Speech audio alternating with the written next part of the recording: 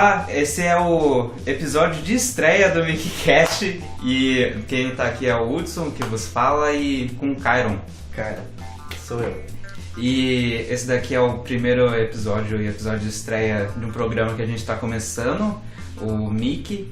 E é um podcast que a gente vai conversar sobre filmes, sobre música, série, TV... Quadrinhos. É o episódio de estreia de um podcast que a gente vai conversar sobre... A novela da Sete, da Globo. E a gente vai falar sobre... É um podcast... É um espaço aberto, na verdade, que a gente vai falar basicamente sobre arte. Eu acho que é o foco principal. E basicamente ele tá aberto para qualquer coisa que der na telha da gente falar. Então se a gente falar aqui sobre novela das 8, não é estranho. Pra ser o episódio de estreia, já que a gente tá perto do Natal, a gente decidiu falar sobre o Black Mirror. E a gente vai falar sobre o episódio de Natal, que é o White Christmas. Parando pra pensar, seria uma boa ideia falar de novela das 8? Imagina aquela tia que tá lavando a louça. Você, tá dona de casa, podcast sobre a novela das 8, comentado Ai, meu por Deus. dois meninos que poderiam muito bem ser o sobrinho dela. Exato. Mas ainda sobre o podcast, a gente não vai lançar só o podcast, a gente tá lançando um site também que, se as coisas não mudarem, se chama Caçando Carneiros. E a gente vai lançar também uma série de vídeos junto com o podcast, chamado Lado B. E quem vai estar conduzindo é o Bruno Maroni. Depois a gente faz uma apresentação decente dele. Kyron, fala um pouco de você, se apresente pro pessoal, vai que alguém não te conhece. Tudo bem que provavelmente quem vai ouvir isso vai ser os meus amigos do Facebook. Oi, Lari. Ninguém gosta da gente. Oi, Nelson. Infelizmente. Vai, se apresenta um pouco então. Caso assim, alguém não te conheça. Não, caso alguém não me conheça, que é muito difícil. Bom, meu nome é Kyron, sou estudante de engenharia, quase terminando aí. Falta só algumas DPzinhos de leve, bem de leve. Eu sou um apaixonado por ficção em geral. Curto séries, filmes do Nolan. Tô brincando. Do Nolan, se for bom e fizer coerência, sim, eu gosto. Que é raro, que é pouco. Anime, já gostei muito de anime. Hoje eu não tenho mais o gosto por anime não, infelizmente. Oi, meu nome é Kyron, estou há 7 meses sem consumir anime. Cara, deve fazer isso aí mesmo. Eu gosto bastante de escrever, desenhar também. Acho que são uns hobbies meus que estão meio que começando a virar mais que um hobby. Tô pensando nisso aí no futuro. Eu não sou muito apaixonado por engenharia, embora tenha terminado a faculdade.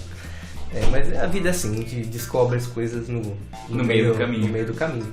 É isso aí, cara, eu gosto muito de escrever. Eu não sei se eu pretendo fazer disso, sei lá, minha profissão no futuro, porque eu não sei se eu sou muito bom ainda. Eu tenho que aprender bastante coisa. E mesmo se eu fosse bom, mesmo que eu lançasse um livro, seria muito top. Quero que isso aconteça. Estou produzindo um, mas não sei se eu faria disso minha profissão, dependeria muito. O link dele do Wattpad vai estar na descrição. E vai nós dois, né? Isso, vai estar no site por aí. Daí vocês tiram a conclusão se vocês querem bem ou não. Que medo, cara. Que medo. O meu nome é Hudson, nós dois somos de Jundiaí, né? Eu tô me graduando em letras, inglês e português. Eu estudei bastante cinema, eu fiz um curso de cinema lá em São Paulo. Em direção, foram só 7 encontros, mas eu aprendi coisa demais. Então eu vi bastante coisa. É lógico que eu não esgotei o assunto, porque isso nunca vai acontecer. Mas é um assunto que eu acho que eu consigo falar mais, assim, sem gaguejar muito. Eu gosto mais de ficção também no geral. E apesar de gostar muito de cinema, qualquer coisa que se relacione com ficção eu gosto bastante. Você se considera um cinéfilo, então? Ah, sei lá, é difícil botar esses rótulos, mas eu gosto de uns bagulho meio obscuro, assim. Eu consigo ver uns filmes em preto e branco por hobby, então talvez isso se categorize em Fica o público julgar. Fica o público. Que mais? Eu sou músico também, faz um tempo que eu toco, eu acompanho algumas coisas, mas tudo isso é bem amador. Eu escrevo também, que nem o Kyron. Os nossos links do Wattpad vai estar aí. Eu acho que um dos motivos da gente fazer o podcast, além da gente gostar de conversar sobre essas coisas, é o primeiro, né? Tipo, a gente já tá trocando ideia sobre essas coisas, mesmo se não estivesse gravando. A única coisa que a gente tá fazendo é gravar e botar a público se tiver alguém que se interesse. E mais uma coisa também é divulgar esse lance da escrita, assim, que a gente gosta muito de escrever. E é um jeito de formar público também. Quem gosta de ficção provavelmente vai se interessar pelas coisas que a gente faz, ou não, sei lá. Mas tá aí pra livre acesso. É isso aí, da minha parte é isso. Isso aí também. Bom, a gente decidiu falar sobre Black Mirror porque esse cast, se tudo der certo, se tudo correr bem, tá pra sair aí no Natal de 2017. E a gente escolheu Black Mirror porque é uma série que a gente gosta bastante. Poderia ser o especial de Natal de qualquer outra série. Sei lá, Xena, Princesa Guerreira. Será que tem? Nossa, seria maravilhoso, cara. Nossa, especial de Natal, Xena, Princesa Guerreira. Vamos pensar nisso aí. Põe na agenda. Pro ano que vem, Xena, Princesa Guerreira. Mas enfim, a gente escolheu Black Mirror porque eu, particularmente, o episódio de Natal é um dos que eu mais gosto do Black Mirror. Sim, os meus também. E, cara, fala um pouco como você conheceu o Black Mirror, como você chegou, quais foram as suas primeiras impressões, sim. Quantas noites você ficou sem dormir e tal. pra situar o pessoal, Black Mirror é uma série da Netflix, um original. Quer dizer, não, peraí. Que na verdade as duas primeiras temporadas e o episódio de Natal foi feito pela BBC, eu acho, mas é uma empresa britânica, não foi a BBC, foi uma empresa britânica. Mas foi pra Netflix só, né? Daí na terceira temporada foi pra Netflix. Ah, eu não sabia disso. Mas continua. Então ela é uma série antológica, ela não segue o padrão das séries que a gente tá acostumado a assistir. Ela não tem como eu posso dizer, uma narrativa com os mesmos personagens em todos os episódios. Embora tenha algumas conexões assim bem sutis, mas esse não é o foco da série. Ela é realmente, cada episódio ela é uma história separada, contida num próprio universo. Embora se questione se são um universo compartilhado. Tem essa discussão. Mas eu não sei se é tão importante assim. Não é relevante a discussão. O mais importante é realmente que cada episódio ele tem um foco em passar alguma coisa. E Black Mirror pra quem não sabe, é a tela negra do celular, né? Ou de qualquer outro aparelho eletrônico. E é uma série que fala de tecnologia, de rede social, nessa era nossa que é tão assim digital, né? E ela explora isso daí, fazendo de um tema que é corriqueiro nosso, tipo Facebook, e fazendo isso de uma forma grandiloquente, aumentando o que a gente já consegue ver no dia a dia mesmo. Como você conheceu o Black Mirror? Então, eu conheci, se eu não me engano, foi o pessoal comentando realmente, amigos nossos. Na terceira temporada, então, já que era produzido pela Netflix? Já tinha isso, já tinha lançado tudo já, até a terceira. Aí eu falei, vamos ver o que é, né? Aí eu vi o primeiro episódio, eu falei, cara... Qual foi o primeiro que você viu? O do porco. O primeiro episódio da primeira temporada. Que pra mim é o mais... Ele tem uma temática bem diferente dos outros. Ele não entra tanto em tecnologia. Sim, na verdade ele entra. É que a maioria dos episódios eles criam uma tecnologia que não existe. Sim. Pra representar alguma coisa que já existe. Ela representa uma tecnologia que já existe, mas ela meio que dá uma aumentada e tal.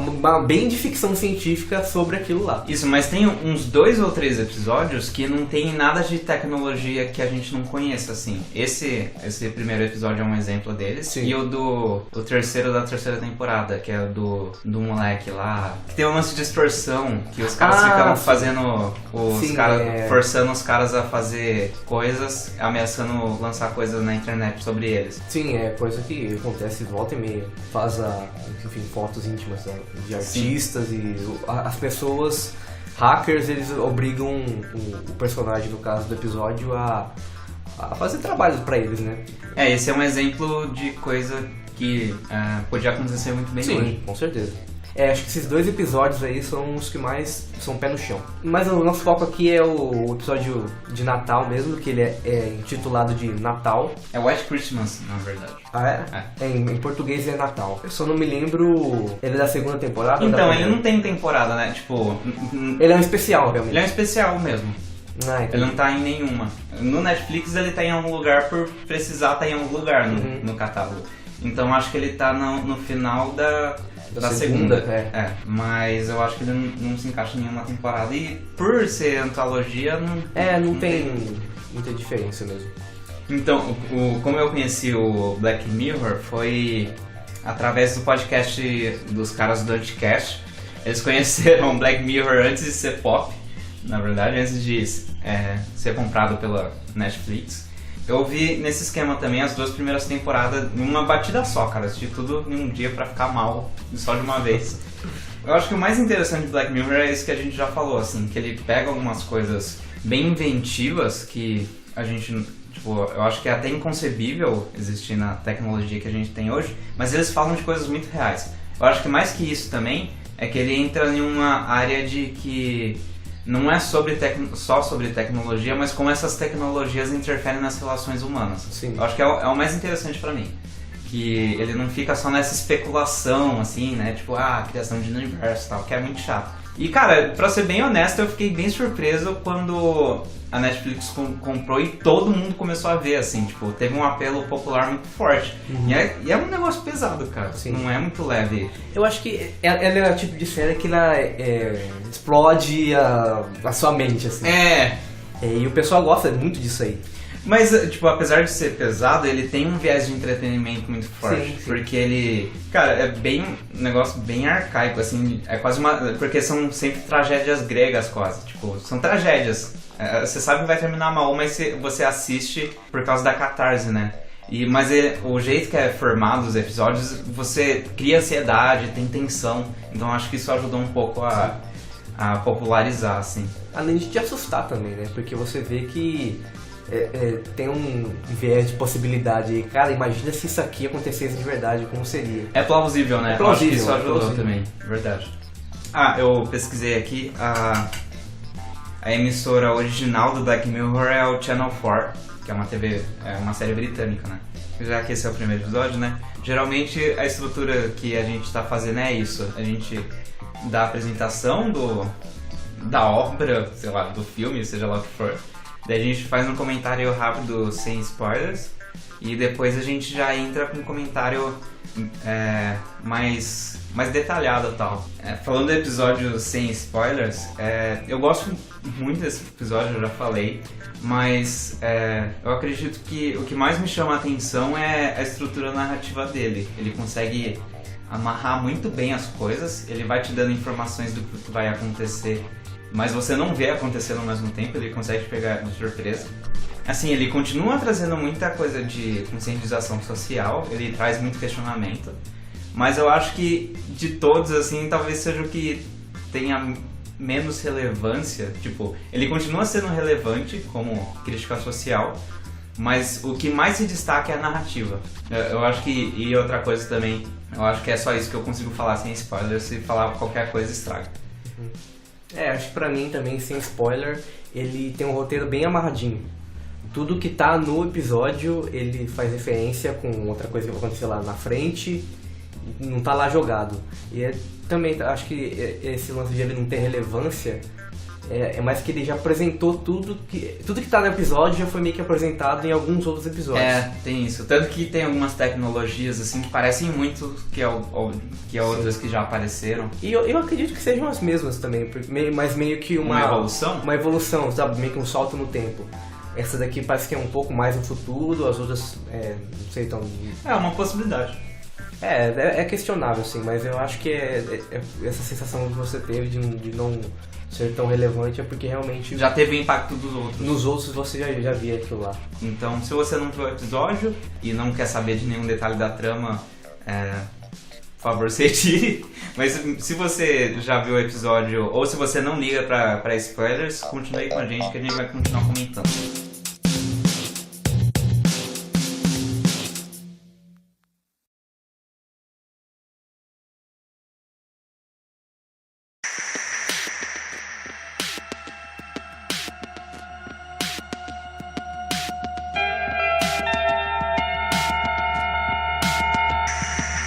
Vamos lá, cara, um comentário com spoilers. O episódio começa com dois caras em uma casinha, né, de madeira, você não sabe direito o que aconteceu. Um dos caras está cozinhando. Inclusive, é legal falar que esse cara que tá cozinhando é o Jon Hamm. Ele protagonizou por muito tempo uma série chamada Mad Men. Essa série é uma das mais aclamadas da TV americana, tá no nível de Breaking Bad e Sopranos. Ela sempre é nomeada como a série de TV que trouxe a Era de Ouro, né, pra TV americana. Meio que possibilitou as emissoras a verem que TV podia ser um lugar de fazer arte também. Não é só o episódio com o monstro da semana, Sim. ou com o vilão da semana. O Jon Hamm, nessa série de TV, ele interpreta o Donald Draper. E, cara, ele é um dos personagens mais bem escritos em qualquer tipo de mídia, assim. Ele é muito bom. Inclusive, vale um episódio qualquer dia. Daí você tem que assistir 7 temporadas. Nossa.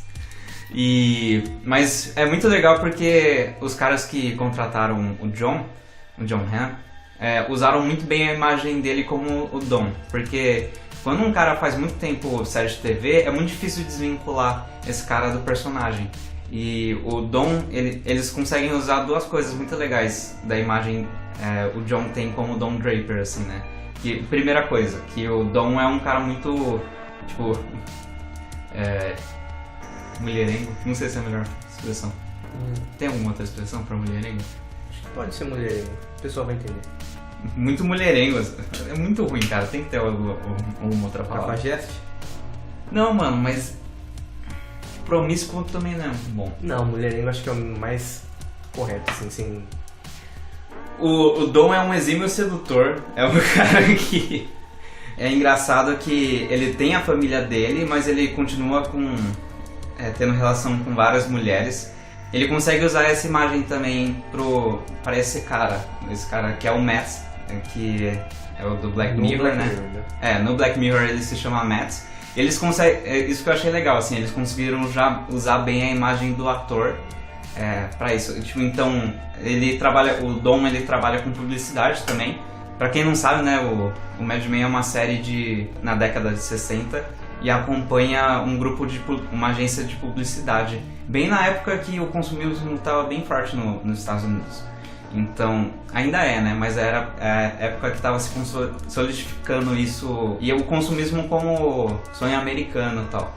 Então, são duas coisas que o episódio usa muito bem, esse ator, né? Colocando ele como esse cara bem persuasivo e sedutor também. Eles estão nessa cabana, né? E dá pra perceber que eles estão lá há muito tempo. E dá pra perceber também que só tá lá quem fez muita merda, né? Sim. Então o Matt está conversando com esse outro cara.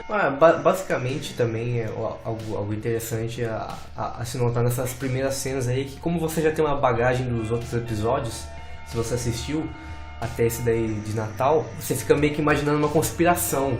Tipo, o que aconteceu com a sociedade, o que eles estão fazendo lá naquela casa, você começa a ficar com essa ideia. E ao longo do episódio você meio que tem um plot twist, né? Então, o outro é o Matt e o Joe, que estão lá. O Matt é o cara que tá cozinhando e ele tenta puxar assunto, e o Joe ele tá meio na dele. E o cara é incrível, depois que você assiste a segunda vez... É verdade. Tá tudo ali, cara, desde o começo, tá tudo ali bem na tua cara e você não vê. Porque quando você assiste a primeira vez, você não entende muito bem, porque dá a se entender, eles falam, né, que eles estão lá há 5 anos já. Sim, e eles não conversaram nada. Isso já é estranho, na primeira vez que eu assisti eu já achei estranho, assim, tipo, como assim eles estão 5 anos e não falaram nada? Numa casa apertada, pequena e nunca com neve lá fora, detalhe importante. Se tá nevando muito, uma nevasca, parece que eles não conseguem sair, eles estão ilhados. Na verdade, o primeiro take do episódio é realmente um deserto de neve. Você não vê nada. Da janela, né, e abrindo o plano pra mostrar a casa.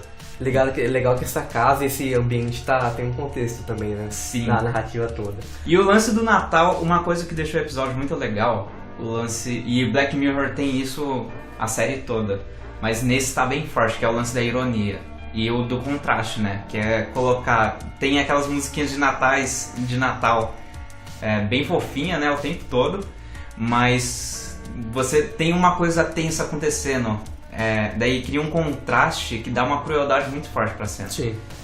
Pra todas as cenas, né. Então o Matt está tentando puxar assunto com o Joe, né, tipo, pra tentar entender o que aconteceu com ele, pra ele parar ali. Sim. Daí o Joe fala assim, por que não fala você então, porque você tá aqui? Aí começa a primeira narrativa, né? subtrama do episódio, né? É um negócio que eu ouvi falar também, não sei se você ouviu, que a ideia original do criador, o cara que escreve, que é o Charlie Brooker, a ideia dele era de que esse episódio fosse uma temporada toda. E faria sentido, assim, de 3 episódios, né? Como são 3 histórias, cada episódio ser uma história. Sim, sim. Eu acho que seria a única temporada que não seria uma antologia, né? Pensando nesse sentido, eu não gostaria da primeira história, então. Sério? A primeira vez que eu assisti, eu fiquei, assim, chocado. Falei, cara, pesado. Mas na segunda vez que eu assisti, eu falei, cara, pula logo essa parte. Por quê? Então, vamos entrar na primeira história, né? Porque é isso, os caras estão Resumindo, então, os caras estão em uma casa, você não sabe por que eles estão ali, mas você sabe que eles estão ali pra fugir de alguma coisa. E depois de 5 anos eles estão conversando, o Matt, ele tenta puxar assunto, mas o Joe fala pra ele contar a história dele primeiro. E daí começa, né? O Matt começa a contar a primeira história. Sim. Essa primeira história, ela começa com o Matt, né, no computador, e ele tá dando dicas pra um rapaz de como... De sedução. Dicas de sedução. O cara quer ir pra uma festa, acho que num sábado à noite, não lembro o dia da semana exato, pra conseguir uma garota. É basicamente isso. É interessante que a tecnologia nessa primeira parte, se eu não me engano, é aquela Parece muito com a do grão. Pra explicar a tecnologia, é mais ou menos como se o celular meio que não existisse. Ou então, existe, mas ele não é tão relevante igual uma tecnologia que implantam no seu olho.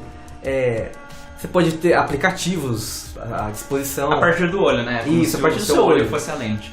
O seu olho é o Black Mirror, vamos assim dizer. Isso. E você tem um controlezinho que você faz o que você quiser.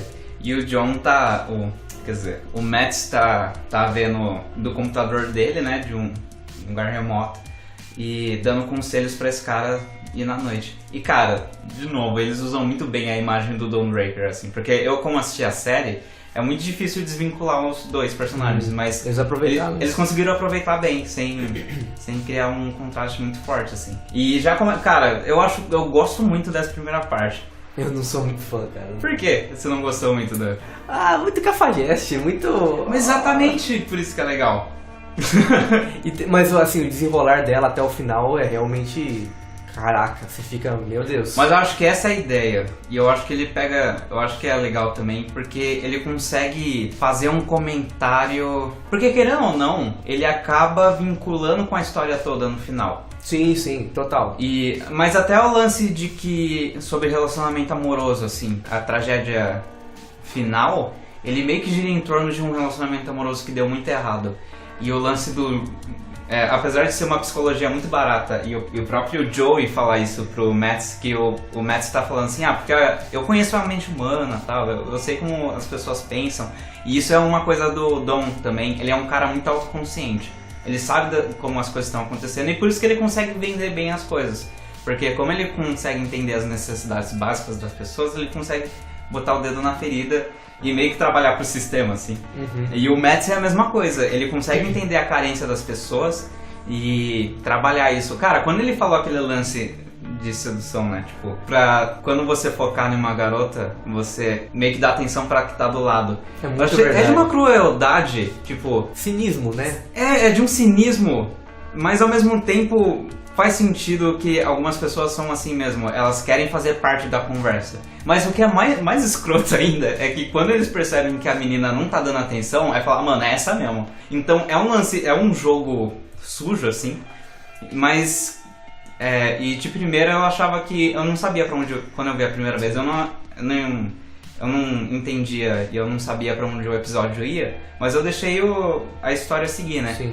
Mas olhando a segunda vez, eu acho que tem a ver. Eu acho que esse desejo de se encaixar e de ser entendido, eu acho que foi o que meio que motivou todas as ações do Joey no final. E é engraçado também que essa cena, ela te dá uma descontração muito grande. Você se sente relaxado quando você tá nela. Eu pelo menos senti, né? A primeira vez que eu vi, a segunda não. Porque é uma festa, né? É uma festa, o cara tá dando dicas de sedução, tem né? um humor. Tem humor e tal. Você acha interessante, é interessante as dicas que o cara dá, né? Não pra aplicar, gente. Pelo amor de Deus. Que fique claro. o cara chega na festa e o Mads fala o que tá sendo aconselhado, né? É um cara magrelo, ele dá pra perceber que ele é bem inseguro. Feio. E ele chega na festa e o Mads fala pra ele entrar em uma festa privada de uma empresa. E o que ele fala assim, se você não ficar inseguro, ninguém vai perguntar. E ele encontra uma garota e ele foca naquela garota, é daí que o Mads fala pra focar na loira, que é amiga dele. Porque daí a amiga ia se sentir interessada e ia querer fazer parte da conversa. Daí ele começa a puxar assunto. Cara, a história do cavalo é muito cafajeste, velho. É muito cafajeste. Imagina só, você tá lá com uma galera que você não conhece e você chega falando pra, enfim, uma garota que você se interessou. Ou um rapaz, né? Um rapaz, dependendo, né? Chega falando uma história que não tem nada a ver. Tipo, ele começa falando, né? Tem um cavalo lá fora e tem um cara montado nele sem camisa. E um arco. E ele tá com arco e flecha. Aí, tipo, você acredita nisso? Aí a pessoa fala, nossa, não acredito que tem um cara fazendo isso aí lá fora, né? Aí começa, tipo, uma conversa boba a gerar um assunto. Esse lance dele usar essa história pra começar um papo, eu acho que tem duas coisas, assim. A primeira é que gera uma descontração, e a segunda é que ele não significa absolutamente nada. Não é uma coisa que você tem que se posicionar, não é uma coisa que você precisa mostrar você mesmo. É uma situação absurda, e é o absurdo por ele mesmo. E se você deixar, a conversa toda de sedução pode ser vazia. E tanto que o próprio Mads fala assim, né? Tipo, 90% da sedução é só ouvir. E tipo, mano, isso é tão... Tipo, não necessariamente que... Assim, eu não acredito que relacionamento amoroso se resuma a isso, né? Mas só que se você quiser jogar o jogo da sedução, é só você mexer as pecinhas certas, assim. Eu acho que mostra também um pouco também de como o jogo de aparências às vezes pode reger as relações humanas. Isso é uma coisa legal, porque ele estabelece isso, né? Tipo, ele fala como relação amorosa pode ser superficial.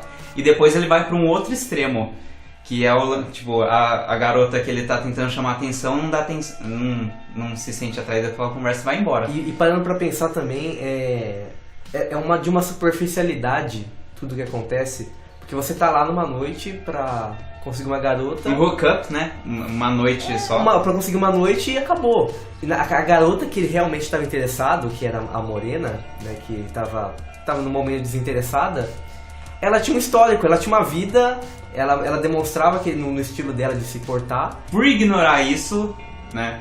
Esse histórico. Acontece no final dessa cena aí, né? Porque, cara, não tem como separar, né? A mina tava quebrada na vida. Sim, eu acho que entrando... E o cara só queria uma noite. Entrando nisso que você falou, ele vai tentar conversar com uma garota. E o que o Mads fala é o seguinte, cara, tenta fazer papo de outsider. Ele começa a falar ele começa a criticar exatamente o que ele tava fazendo, né? Tipo, essas conversas superficiais, e você ficar falando, eu odeio festa, é muito barulho e tal. E vai indo, e até que, enfim, né, a menina pega ele falando com o Dom, né? Quer dizer, com o Mads. E outra coisa também que a gente não comentou, é que isso que é legal também, no jeito que é estruturada a narrativa, é que o cara pergunta... O Joey, né, que tá ouvindo a história, ele pergunta assim, mas era só você, né, que eu ouvi dele? Que você acha que tipo de pessoa você acha que eu sou? E daí aparece e corta logo em seguida que ele compartilhava, fazia tipo um hangout, cara, isso é tão errado. Isso é muito errado. Fazia meio que um hangout pra mostrar no Skype com vários amigos do mesmo porte do cara. Tipo, dando dicas, assim, era um coaching... Era um coach de sedução. Cara, exatamente isso, era um coach de sedução. Daí a menina vê o cara, né, que tá sendo aconselhado, falando com o Mads. Como se estivesse falando sozinho, na verdade, né? De primeiro eu achei que ia dar merda, nesse sentido. Daí ela fala, vamos pra casa, tal, não sei o que tem. Dá a entender que eles estão indo ali pra um ato sexual, mas só que daí, na moral, toda a conversa que o cara tava tendo, de afirmar o que ela tá pensando... Ele só tava afirmando os pensamentos suicidas dela. Quando isso aconteceu, tipo, eu não lembro se eu vi isso vindo, porque faz muito tempo que eu vi.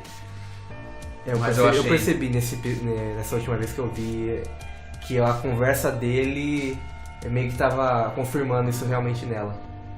Ela tava falando, isso aí mesmo. Foi tenso, cara. Mas é tenso.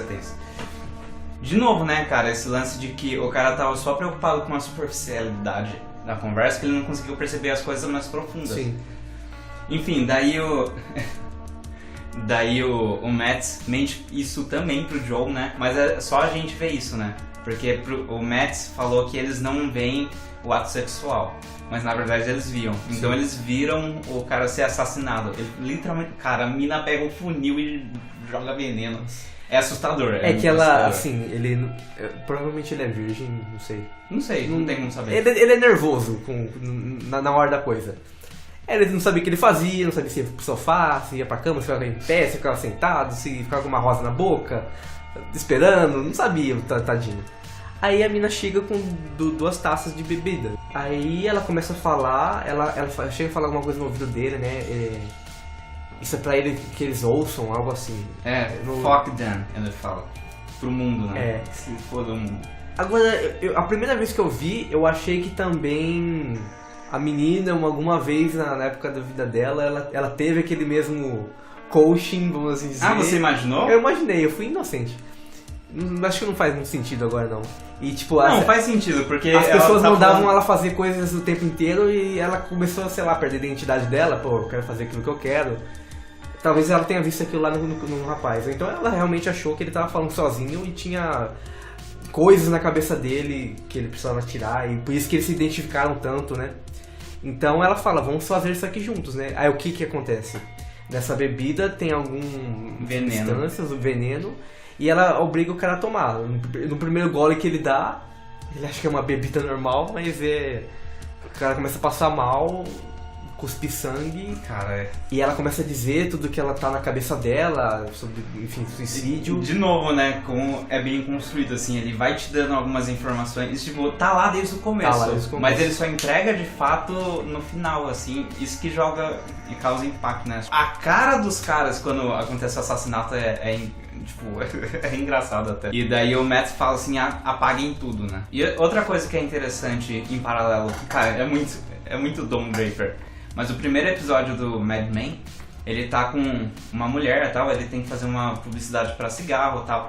Daí ele faz essa publicidade e ele faz esse texto. E quando ele volta pra casa, você descobre que ele é casado. Tipo, então causa um choque, assim, tipo, como assim ele tá levando esse tipo de vida e é casado? Isso no Mad Men. E acontece isso de novo aqui. Tipo, ele tá levando esse tipo de vida, ele aconselha os caras e tal. Daí quando ele tá pegando o equipamento pra queimar ou jogar fora, ele tá descendo, né, das escadas e ele pisa num brinquedo. Daí você fala, como assim? Que cara é esse? E daí você descobre que ele é casado, né? Tem filho e tudo. Acaba fazendo barulho e a esposa dele descobre que ele tava fazendo esse tipo de aconselhamento. Daí ela bloqueia ele, né? O bloquear não é igual a gente faz no Facebook quando a gente não gosta de alguém e bloqueia e não pode mais ver suas mensagens, tudo. Traga isso aí pra vida pessoal. No caso da tecnologia do olho, eles chamam de olho Z, algo assim. Pelo menos na legenda tava assim. O bloquear deles é realmente bloquear a pessoa. Então o seu olho, ele começa a enxergar só um borrão, a pessoa, e você não consegue ouvir ela, e nem ela consegue mais te ouvir. Vocês estão bloqueados um pro outro. Você vê tipo como se fosse uma estática. Só a silhueta da pessoa e estática no lugar. E cara, isso quando eu vi aquilo pela primeira vez, isso já foi abordado num episódio de Black Mirror da primeira temporada. E quando eu vi aquilo eu falei, cara, que pesado. É como se a pessoa tivesse morrido pra você. Você matou a pessoa naquela situação de nervoso, de frustração. O Matt fala isso, né? E isso é tratado depois no final do episódio de uma forma muito mais poderosa até. Ele fala também, né, que normalmente dura 1 hora, só que a pessoa tá irritada com você e trava, mas dessa vez foi permanente, né? É uma coisa assim, de novo, né, que é o lance de que ele não necessariamente é uma tecnologia real, mas representa alguma coisa real, que é o lance de que, por exemplo, na rede social hoje isso já é uma realidade, assim. Há um algoritmo no Facebook que faz você ver as coisas que você geralmente vê, então ele só coloca pra você, de novidade, coisas que você já acompanha. Então na sua timeline geralmente só vai ter gente que pensa igual a você, só vai ter gente que tem as mesmas opiniões políticas que você. Então você vai se prendendo, né? Você vai se fechando naquele círculo. E você pode bloquear as pessoas também, né? Tipo, seja de comunicação, seja como for. Mas daí eles levaram isso num nível maior, né? Então, aí tem a próxima historinha, que é o Cook, né? O Joe, né, conversando com o Matt, ele vai perguntar, era isso que você fazia pra ganhar a vida, então? Ele falou, não, na verdade fazia outra coisa pra ganhar a vida. Esse aí, ele falou, é só meu hobby, né? É engraçado que você falou sobre Mad Men aí, que o Joe, ele pergunta, o que você faz? Você trabalha no marketing? É verdade. Você trabalha na publicidade? É legal isso aí, saber disso. É verdade, verdade. Daí o Matt fala assim, eu vou contar a minha rotina, daí um momento que você percebeu o que eu faço, você fala. Daí conta a narrativa, né, de uma menina que tava fazendo uma cirurgia, você não entende muito bem, daí ela fala, cara, aquela parte da torrada é tão nojenta, é muito nojenta. A enfermeira, né, vem trazer a torrada, a menina tá na cama, né, ela fala, você ouviu um monólogo interno dela. Da menina, isso é muito interessante. A menina fala assim, nossa, essa torrada tá muito torrada. Eu preciso falar isso, será que eu falo isso? Eu vou falar isso. Daí ela fala assim, tá muito torrado, não gosto assim. Daí ela fala, pronto, agora ela me odeia. E a mulher que entrega realmente, tipo, faz uma feição assim, tipo, é muito fútil mesmo, né? Diz muito sobre a personagem, depois você vê que... E diz muito também sobre a tecnologia, o utensílio daquela tecnologia, né? Daí tem a cirurgia, daí tiram alguma coisa do pescoço, né? É da fonte aqui, ó. Isso, verdade. Daí ela acorda em um ovinho, né? Daí aparece o Matt de novo. E essa cena é perturbadora, cara. É perturbadora, é uma das mais perturbadoras que eu já vi e acho da série e de muitas coisas também. Mas é interessante falar que na hora da cirurgia também, a consciência dela tá vendo tudo que tá acontecendo. É verdade, de longe, né? De longe, ela fala, cara, o que tá acontecendo? Da onde que eu tô vendo isso aí? Eu tô acordada, vocês estão fazendo cirurgia comigo, eu tô acordada. Aí depois ela vê da onde ela sai, ela vê o próprio corpo dela e depois ela entra dentro do aparelho. Daí é explicado pra gente que essa tecnologia é o Cook, né? Tem essa tecnologia do olho, né? Que o olho é como se fosse uma câmera, um dispositivo. Daí eles colocam um chip ou alguma coisa assim, próximo disso, dessa tecnologia, e esse chip vai meio que assimilando e se replicando, né? Criando uma réplica do que ele tá vivendo ali, então ele fica um tempo observando a rotina da pessoa. Ele armazena a própria pessoa dentro daquele chip, tipo as decisões que ela toma, o que ela gosta, o que ela não gosta. Daí, depois disso, é feita a cirurgia e eles colocam... meio não, né? É uma inteligência artificial da própria pessoa. E daí eles colocam nesse ovinho, e eles meio que sincronizam com o resto da casa pra fazer as funções domésticas. Tipo, é aquela velha história, né? Quem não melhor pra decidir essas coisas do que você mesmo, né? Tipo, decidir as rotinas do dia a dia. E coisa simples, inclusive o lance da torrada. Cara, é muito bem trabalhado, né? Porque ele te dá uma informação e ele reutiliza essa informação logo em seguida. Ele faz isso no episódio inteiro, praticamente. Mas só que daí tem um lance assim, porque é uma consciência, né? É uma réplica da pessoa, é só um computador, mas é uma consciência. E o Matt, ele tá meio ali, ele é um torturador, velho. Sim. Ele é um cara que faz a persuasão pra fazer a réplica trabalhar pra ela mesma, né? Pra versão real dela mesma. Detalhe, a réplica realmente acho que ela é a verdadeira, entendeu? Ela é real, pelo menos pra ela. E fica esse questionamento também, será que ela é uma parte da consciência ou ela é só um monte de dados? Um monte de algoritmo, né? Como o Matt realmente Mas fala. mesmo se for só um algoritmo... É muito crueldade. O simples fato dela estar sofrendo já não é o suficiente pra não fazer aquilo. A menina fala assim, não, nem ferrando que eu vou fazer essas coisas, eu não vou ser escravo. Daí ele falou, não, beleza, vou te deixar aqui 3 semanas de solitária. Daí ela, tipo, ele bota em 3... Enquanto ele come uma torrada. É muito bem construída a cena, porque é um negócio muito cruel, mas ao mesmo tempo junto de um negócio muito ordinário. É a mesma coisa de ter um cara torturando alguém e comendo ao mesmo tempo, assim. Então ele passa esse lance do isolamento e da tortura daquela inteligência de uma forma muito banal, assim. E daí volta, né, daí a menina fala assim, tipo, meu Deus, não faça isso de novo. Daí ele falou, agora você vai trabalhar? Daí, não, eu não quero trabalhar. Tá, beleza, 6 meses, mano, 6 meses, imagina 6 meses. 6 meses dentro de um cubículo que não tem nada, é tudo branco. Parece até divertidamente, eu lembrei disso. Cara. Verdade, né? Nossa, velho. Parece muito divertidamente. Tem uma sala de controle lá que a menina vai controlar, enfim, a vida dela mesma. O cara coloca um timer de 6 meses, assim, e ela não fazendo nada lá. Isso é uma coisa que ele fala também narrando pro Joe. Ele não pode nem ser mole demais com aquela inteligência, nem ser duro demais, senão ela quebra. Ele vai dando informações do que tá acontecendo. Ele tá fazendo a mesma coisa com o Joe, tá ligado? Bem irônico até. Então, depois de deixar 6 meses na solitária, a mina começa a fazer as coisas. Eles fazem essa tortura para uns negócios muito banais, que qualquer um podia fazer sozinho. Um dos questionamentos que a gente consegue trazer pra nossa vida. O quanto de comodidade a gente quer, ao ponto de a gente não precisar fazer nada. Tipo, daqui a um tempo, sei lá, você não vai precisar se mover pra você querer fazer uma torrada, abrir a cortina da tua casa. Mas a que custo, ligar a TV. A que custo isso vai acontecer, entendeu? Eu acho que tem um pouco de lance de alienação também. Eu tava vendo um tempo atrás, faz bastante tempo isso, uma youtuber falando, não vou falar o nome pra não ficar chato assim, mas ela falando coisas que ela queria ter, e ela fez um vídeo todo falando sobre, tipo, porque, comercial é muito chato. Devia ter um dispositivo pra quando você tá assistindo TV e começa o comercial, você pelo menos mutar sozinho, porque dá muito trabalho você mutar você mesmo. E tipo, cara, tudo bem, todo mundo tem direito de ter esses pequenos luxos assim, e criar essas coisas. Mas chega em um nível, vira alienação e não percebe que tem coisas muito mais graves a ser resolvidas, e a gente fica tão focado nessas comunidades que a gente vai indo e vai passando por cima de coisas relevantes. E a tendência, cara, é o próprio consumismo colocar isso ainda mais na nossa cabeça.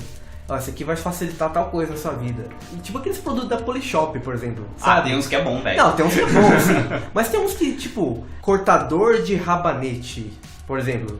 Por que eu posso fazer isso se eu posso ter a sensação de cortar por mim mesmo? Entendeu? Você perde o tato com essas coisas. Você perde o senso de realidade, às vezes, também.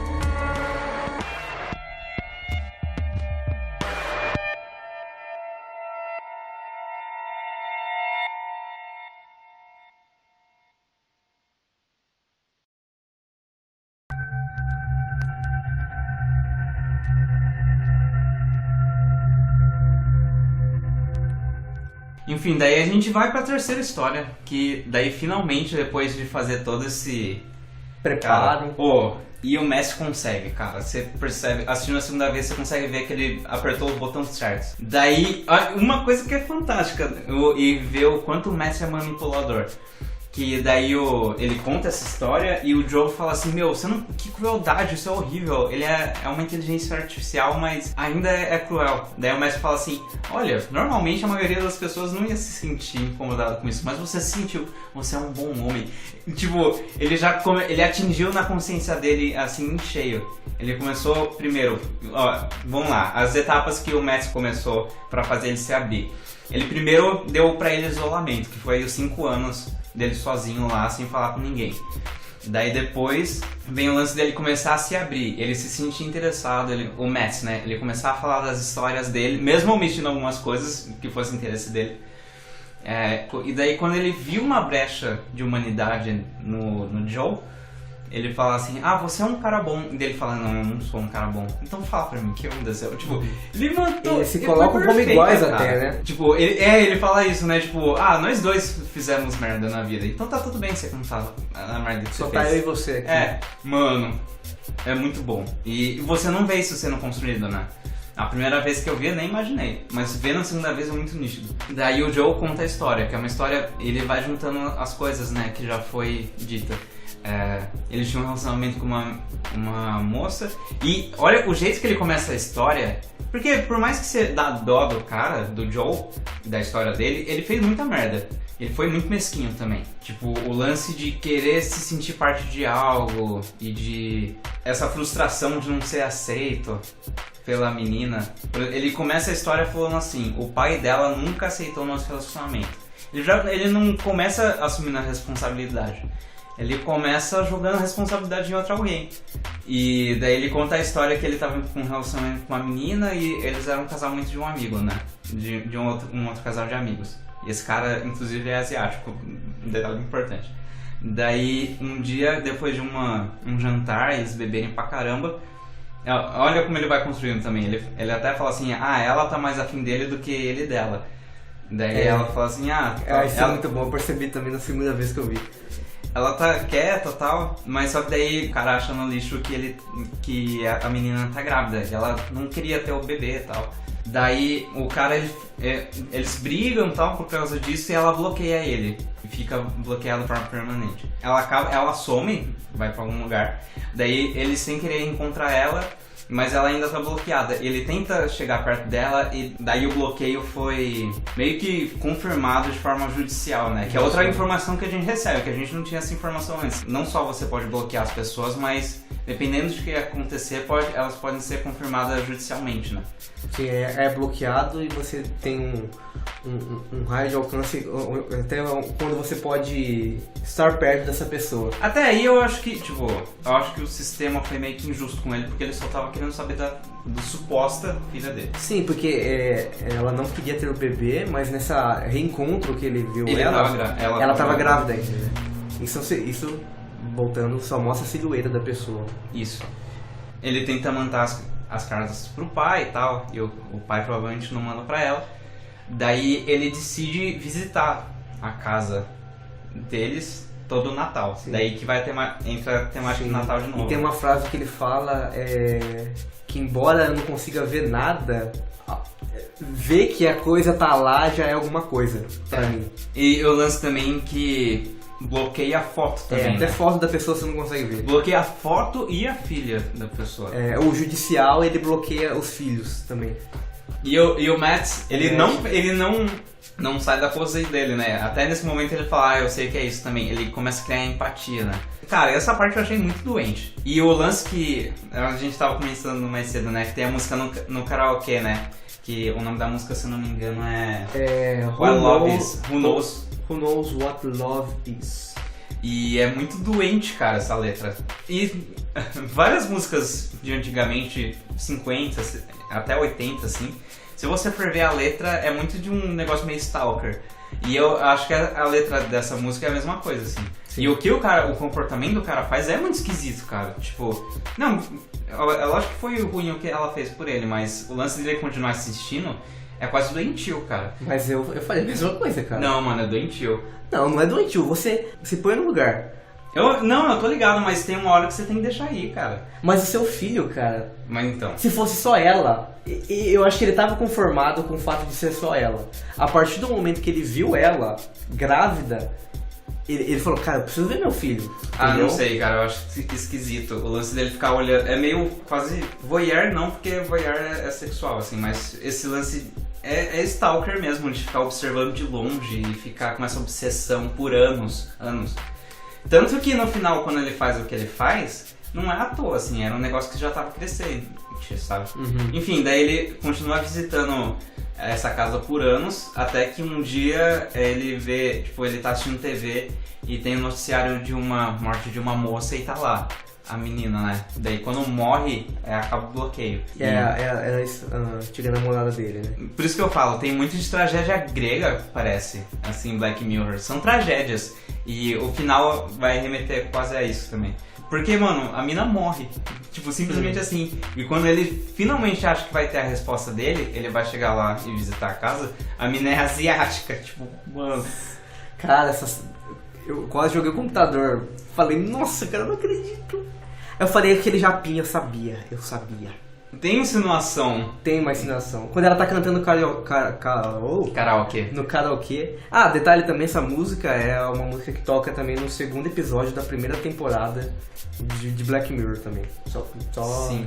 Curiosidade. E daí ele vai falar com o pai dela, né? Que o pai dela começa com aquela história, vai embora, você não tem nada pra você aqui. E ele trouxe um globinho, né? Tem o lance do relógio, né? Tem duas coisas que a gente não comentou, que tá mostrando coisas desse arco o tempo todo. Que é o lance do relógio, que enquanto o Matt está contando as histórias dele, o Joe repara um relógio na parede e fala, esse relógio, ele não tava aqui antes. E não, relaxa, o Matt se desconversa. Tem uma parte que é muito boa, cara, que é o lance do barulho. Você reparou isso? O Joe tá ouvindo a história dele, ouve um barulho na nuca e eu ouvi com fone, né? Então o barulho veio... Parecia que tava vindo da nuca dele. Ele olha pra trás e não tem nada. Que meio que simulando o barulho pra tirar o cookie, né? É verdade. Eu fiquei me Você perguntando... pegou isso? Esse barulho, ele olha pra trás, o barulho é a serra, ou sei lá, a furadeira pra tirar o cookie. Não, mas não faz sentido, porque ele já tava falando tudo o que ele tava falando. Não, ele não tava.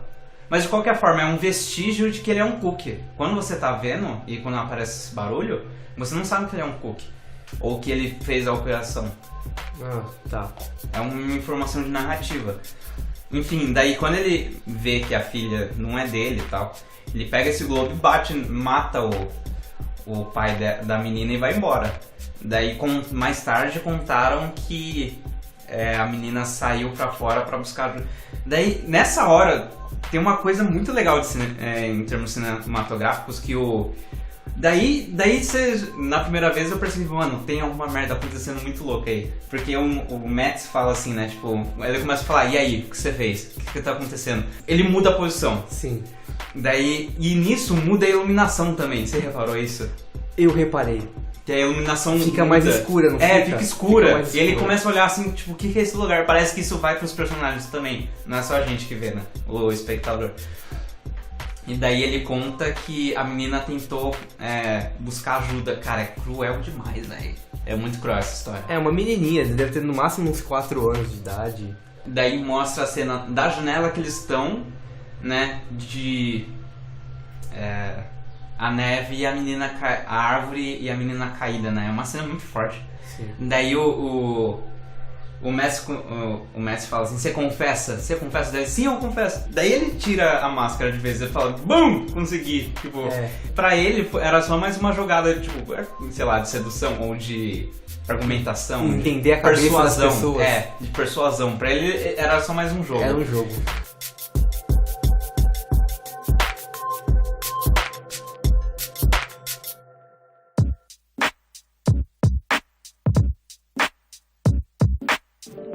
Uma coisa interessante também é que, assim, esse assunto já foi levantado em outros episódios, mas é o lance do uso da tecnologia para punição judicial. Que tem um episódio do White Bear, né? Que tem aquele parque da justiça que é um negócio bizarro. E nesse eles usam uma inteligência artificial pra julgar o cara. Então, é bem no final, né, que ele levanta essa discussão, mas tá aí pra debate, né?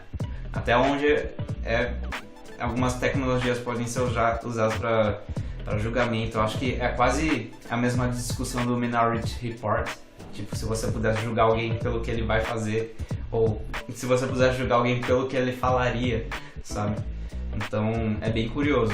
Daí o Matt, ele fez esse job, né, pra ser solto, mas ele, ao mesmo tempo, ele tinha que ser bloqueado, né? A ficha dele fica meio que vermelha, né? Tipo, as pessoas veem ele é marcado com um negócio vermelho. E um negócio que eu achei interessante, cara, ouvindo os caras do Anticast falando sobre esse episódio, que tem, nos Estados Unidos, tem um lance de quem é preso por atentado ao pudor, ele é meio que marcado no registro dele, um código vermelho também.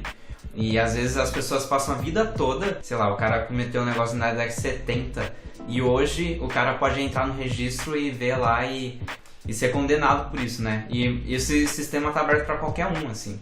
E segundo o que os caras estavam falando, quando você chega numa nova vizinhança, você tem que chegar no lugar e falar assim, olá, meu nome é tal e eu sou um sex offender, né? Então é um negócio muito pesado, assim, a pessoa é marcada pelo resto da vida. Tipo, verdade, isso?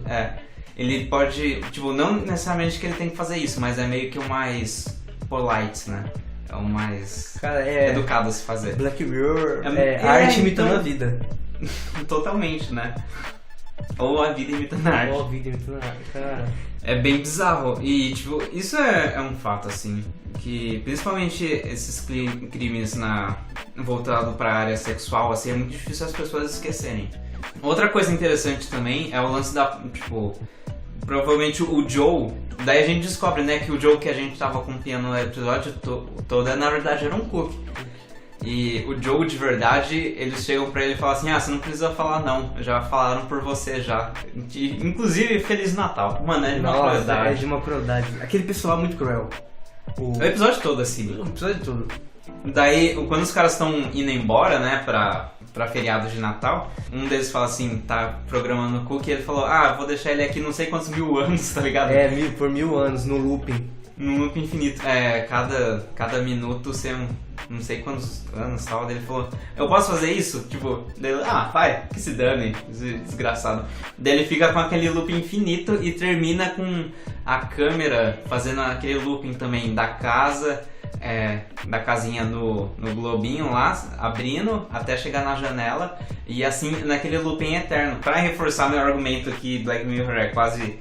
uma tragédia grega, tem o mito de Prometeu, né? Que acontece a mesma coisa, que Zeus, pra castigar ele deixa ele amarrado no alto de um monte e todo dia um corvo vinha comer o fígado dele e o fígado dele regenerava por outros dias pra ser comido de novo. Então esse lance do castigo eterno, né? E como é desproporcional, assim, porque se a gente for pensar numa ética do Cook, assim, o cara foi castigado por um negócio que ele não fez, porque ele não é o Joe.